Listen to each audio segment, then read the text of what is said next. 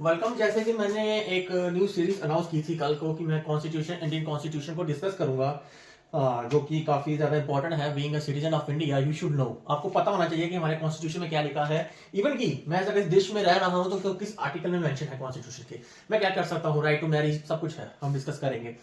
तो फिलहाल कॉन्स्टिट्यूशन की जो फर्स्ट क्लास है, ये किसी पहले मैं आपको बता दूं, ये किसी एग्जाम पॉइंट ऑफ व्यू से नहीं है, बल्कि ये आप एक अच्छे नागरिक के कारण के लिए मैं डिस्कस कर रहा हूं। बीइंग अ गुड सिटीजन आपको पता होना चाहिए। सबसे पहले मैं बात करता हूं इंडियन कॉन्स्टिट्यूशन।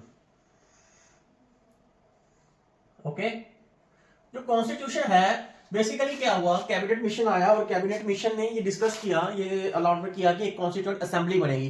कॉन्स्टिट्यूंट असेंबली का ये पर्पस था कि इंडियन कॉन्स्टिट्यूशन को फ्रेम किया जाए। ओके, अब जब कॉन्स्टिट्यूशन असेंबली बनी, उसमें लोग थे, उसमें जो ये काम दिया गया वो दिया गया ड्राफ्टिंग कमेटी को। ड्राफ्टिंग कमेटी, इस कमेटी की ये रिस्पॉन्सिबिलिटी थी to prepare the Indian constitution. अब इस कमेटी के 7 मेंबर टोटल थे, लेकिन this committee was headed by chairperson जो थे इनके doctor B R Ambedkar ji थे। Doctor B R Ambedkar ji का काफी इंपॉर्टेंट रोल रहा है कॉन्स्टिट्यूशन को बनाने में, कॉन्स्टिट्यूशन में बहुत सारे प्रोविजन को ऐड कराने में बहुत इंपॉर्टेंट रोल रहा है। अगर मैं ड्राफ्टिंग कमेटी जो ओरिजिनल कॉन्स्टिट्यूशन था उसमें बेसिकली आर्टिकल्स थे। हम आर्टिकल्स को डिस्कस करेंगे वन बाय वन, जो मेरी आने वाली सीरीज है, नेक्स्ट जो क्लासेस हैं उसमें डिस्कस करेंगे आर्टिकल्स। जो टोटल आर्टिकल्स थे वो 395 थे। इनको डिवाइड किया गया हुआ था 22 पार्ट्स में, और इसमें जो शेड्यूल्स थे वो 8 शेड्यूल्स थे। शेड्यूल का मतलब ये था कि एक एडिशनल इंफॉर्मेशन के लिए हमने शेड्यूल को ऐड कर दिया। जैसे कि लैंग्वेजेस, कौन कौन सी लैंग्वेज हमारी है तो वो शेड्यूल में मेंशन है, तो इस तरह से हमने शेड्यूल को एक्स्ट्रा किया, ऐड किया गया।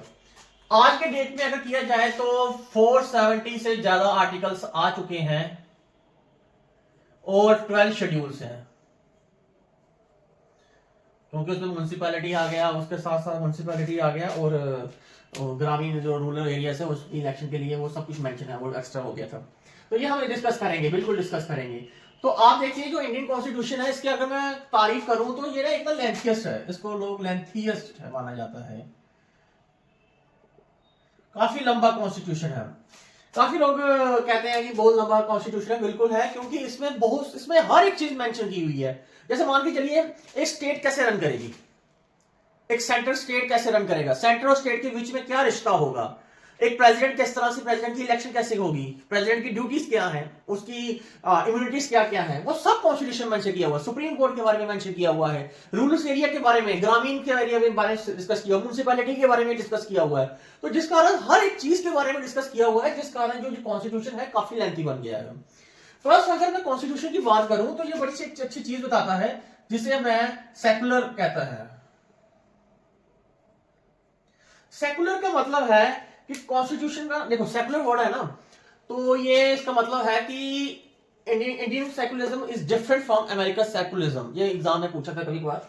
तो सेकुलरिज्म जो इंडिया सेकुलरिज्म है, ये मतलब ये है कि इंडिया का अपना कोई धर्म नहीं है, मगर ये सभी धर्मों की इज्जत करता है, सभी धर्मों की रिस्पेक्ट करता है और उन्हें अथॉरिटी देता है। ये हम फंडामेंटल राइट्स पढ़ेंगे, वहां पर देखोगे कि माइनॉरिटीज को फंडामेंटल राइट्स हैं, माइनॉरिटीज अपने स्कूल्स कॉलेजेस एस्टेब्लिश कर सकते हैं, तो उनके लिए ये सेकुलर है बिल्कुल। और हमने देखा है कि इसमें सिंगल सिटीजनशिप की बात की गई हुई है। अगर आप सिटीजनशिप, अगर आप अमेरिका की बात करें ना, तो अमेरिका में दो सिटीजनशिप है। एक तो पूरी यूएसए की, तो यूनाइटेड स्टेट ऑफ अमेरिका, और दूसरी जो है उनकी स्टेट प्रोविंस की। अगर हम इंडिया की बात करें, हमारे पास एक ही सिटीजनशिप है, मैं इंडियन हूं, चाहे मैं जम्मू का हूं, चाहे मैं पंजाब का हूं, चाहे मैं तमिलनाडु का हूं, चाहे मैं नागालैंड का हूं, सिटीजनशिप मेरे पास एक ही है। Remember this thing. तो सिंगल सिटीजनशिप है। कुछ प्रोविंसेस दिए गए हुए हैं, कुछ बेनिफिट्स दिए गए हुए हैं, कुछ जैसी बात है, कुछ प्रॉफिट्स, कुछ स्टेट ऐसी हैं जिनको काफी ज्यादा प्रोविजन दिए गए। जैसे 370 आर्टिकल था, जेएंडके स्टेट को दिया गया हुआ था, जो कि अब तोड़ दिया गया है। 371 आर्टिकल है, सिक्किम है, नागालैंड है, इन सिक्किम को ट्राइबल एरियाज को प्रोटेक्ट करने के लिए है। तो बहुत सारी चीजें हैं जो कि प्रिजर्व करने के लिए कहा है, लेकिन सिटीजनशिप है। आप ये हम सारा फंडामेंटल राइट्स में पढ़ेंगे, बड़ा इंपॉर्टेंट है। फिर आता है directive principle of state and policies. अब स्टेट की भी तो कोई रिस्पॉन्सिबिलिटी है अपने सिटीजन को लेके, ऐसा तो नहीं है कि हम ही करेंगे स्टेट के लिए, स्टेट भी हमारे लिए करेगी। वो डीपीएससी में बहुत अच्छा मेंशन है, फंडामेंटल ड्यूटीज है, ऐसा नहीं है कि मेरा फंडामेंटल राइट है लेकिन फंडामेंटल ड्यूटीज भी तो है मेरी, कुछ ना कुछ रिस्पॉन्सिबिलिटी है। वो क्या है, मॉन्यूमेंट्स को प्रोटेक्ट करना, एनवायरमेंट को प्रोटेक्ट करना, वो सब हम देखेंगे ग्रेजुअली ना, आहिस्ता आहिस्ता पढ़ेंगे। फिर हम पढ़ेंगे प्राइम मिनिस्टर की पावर्स क्या है, प्रेसिडेंट की पावर्स क्या है, गवर्नर की पावर क्या है, चीफ मिनिस्टर की पावर क्या है, मिनिस्टर्स ऑफ काउंसिल क्या है, वगैरह वगैरह सब डिस्कस करेंगे। तो फिलहाल जो आज की क्लास थी, मेरी फर्स्ट क्लास थी, वो यही था कि हमें एटलीस्ट में ये पता होना चाहिए, जो इंपॉर्टेंट है कि शुरू में 395 आर्टिकल थे, आज 470 आर्टिकल हैं, और आर्टिकल्स 1 बाय 1 हम ग्रेजुअली डिस्कस करेंगे, और 12 शेड्यूल है, 12 शेड्यूल भी हम पढ़ेंगे। इससे सबसे पहले जो इनसे पढ़ने की बात आती है वो आता है प्रियम्बल। प्रियम्बल का मतलब होता है preface of the constitution. Preamble में मान के चलो एक समरी लिखी हुई है कि हमारा देश का संविधान कैसा होगा, कैसा है, उसमें सब कुछ मेंशन है। देखो सेकुलर मेंशन है, सोशलिज्म मेंशन है, फ्रेटर्निटी मेंशन है, इक्वालिटी मेंशन है, और किस किस तरह की इक्वालिटी मेंशन है वो सब मेंशन किया हुआ है। तो अगर प्रियम्बल को आपने स्टडी देखना है तो मेरी ऑलरेडी वीडियो बनी हुई है, उसको आप देखिए, कॉन्स्टिट्यूशन की लिस्ट बनी हुई है, उसमें आप जाके मेरा प्रियम्बल के वीडियो देखिए, वहां पे सब किया हुआ, डिस्कस किया हुआ है। तो फिलहाल आज के लिए सिर्फ इतना, ये बेसिक चीज है। कल मैं शुरुआत करूंगा आर्टिकल से, आर्टिकल 1 क्या कहता है, आर्टिकल 2 क्या कहता है, आर्टिकल 3 क्या कहता है। तो आराम से डेली बेसिस पे एक आर्टिकल भी पकड़ेंगे ना, अगर डेली का एक आर्टिकल भी पकड़ेंगे तो 1.5 साल में, मतलब कम से कम 1 साल में 365 है, तो 365 आर्टिकल हम डिस्कस कर लेंगे आराम से। हमें कौन सा कोई पेपर की एग्जाम करनी है, हमें तो being a citizen of India हमें पता होना चाहिए।